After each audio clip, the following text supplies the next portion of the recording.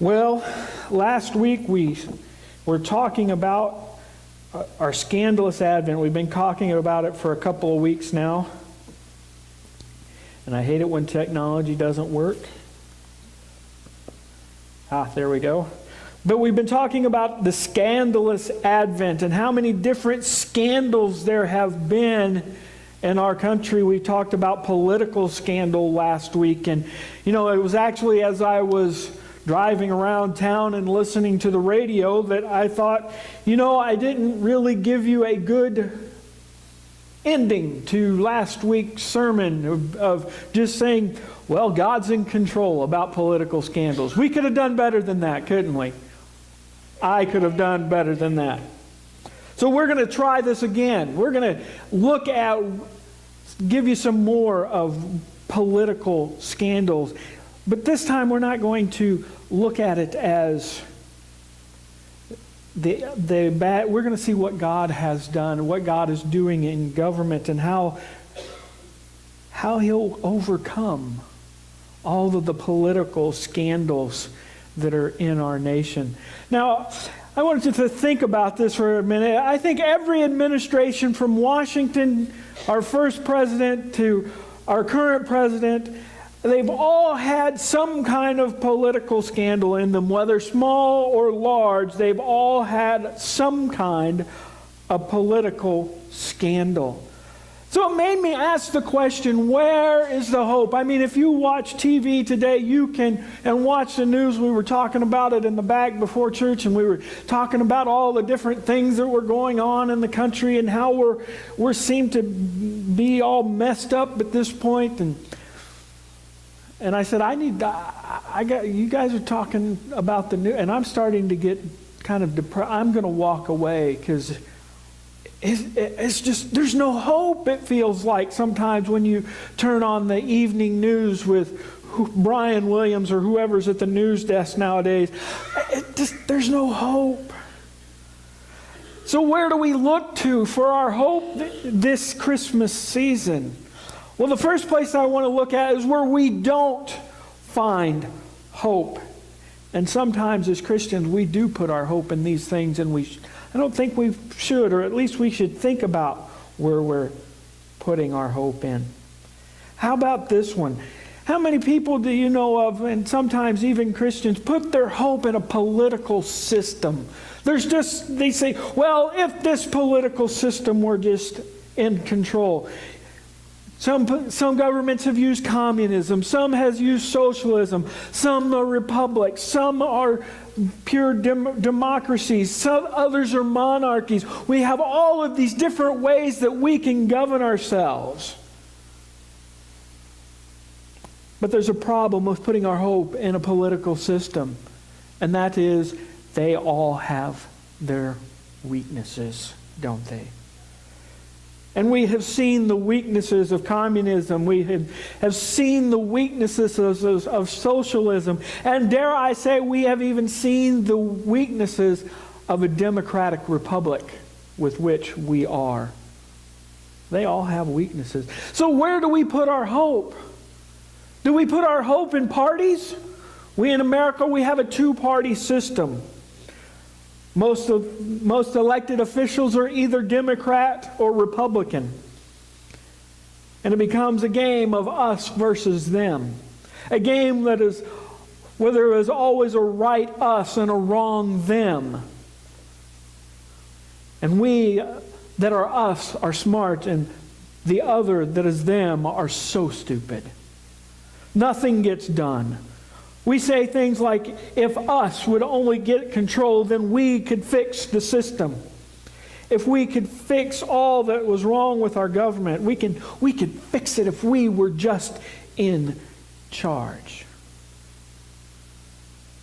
Political systems don't work. Parties give us no hope. How about people? What if there would be one person that could come along and change the party and the system? Now, I try to be an equal opportunity offender. So if I'm not talking about your candidate or your president, just wait and I will get to them. So I'm going to start with the current president. What did this current president want to do in 2000 when he was running for president? He said, I'm going to bring hope and change. Remember that? And his change was he was going to do things differently in Washington. He was going to help the right side of the aisle and the left side of the aisle come together by putting himself in the middle. We were going to do things differently in Washington. There was going to be change. We were going to have an open administration where everything was going to be told to the American public as much as he could anyway. There was going to be change in America. And all the Bush lovers said, yeah, give it to him. Well, here you go, Republicans. When we, as the Republican Party, I'm not using me as a necessary, but that the Republicans, when they felt like they were the we in power and finally had gotten a hold of the White House back in 2000, they were ready to going to make some changes in America that was going to go across the country. And it was the beginning of a new millennium. Everything was going well for the Republican Party, it seemed. Even some Christians were saying, we finally have God's man in the White House. We have someone that will save America. Of course, the only problem is salvation didn't come. We were not all saved on 9/11. We were not saved from war. We were not saved from politics as usual. So political systems don't work. Parties don't work. People don't work. They don't give us hope. So what is the answer? Will we ever have an answer? Will we ever see hope in government?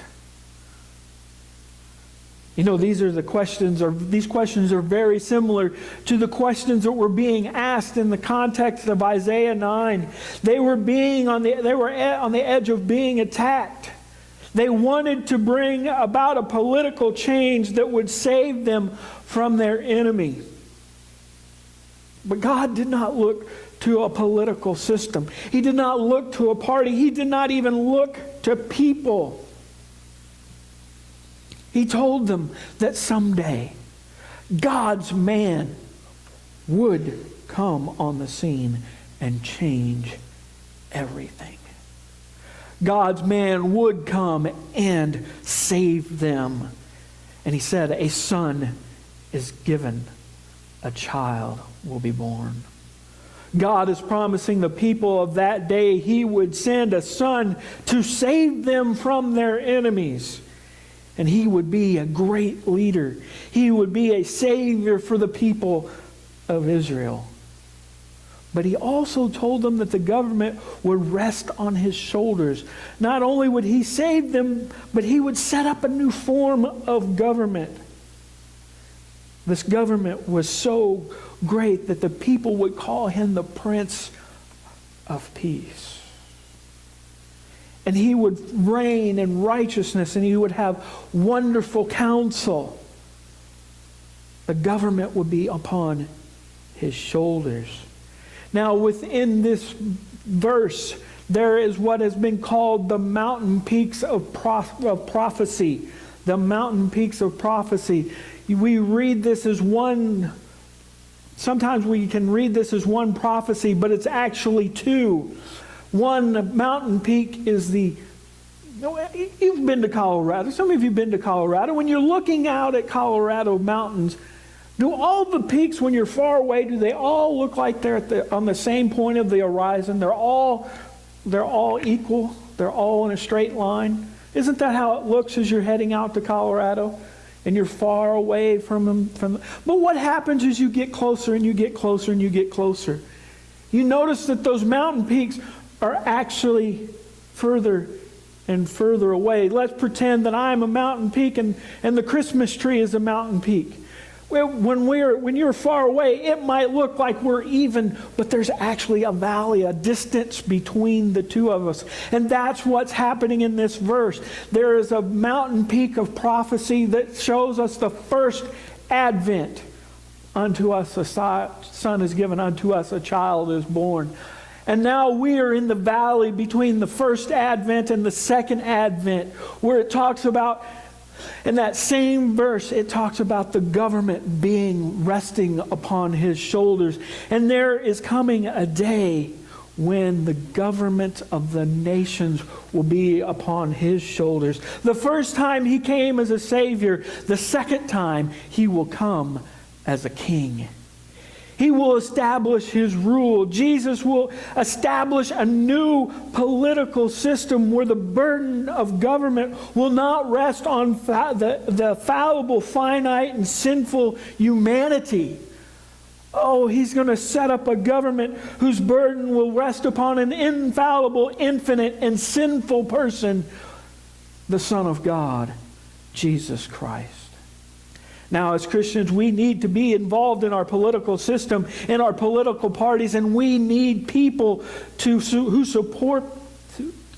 come in and support and try to represent God in all of those different areas.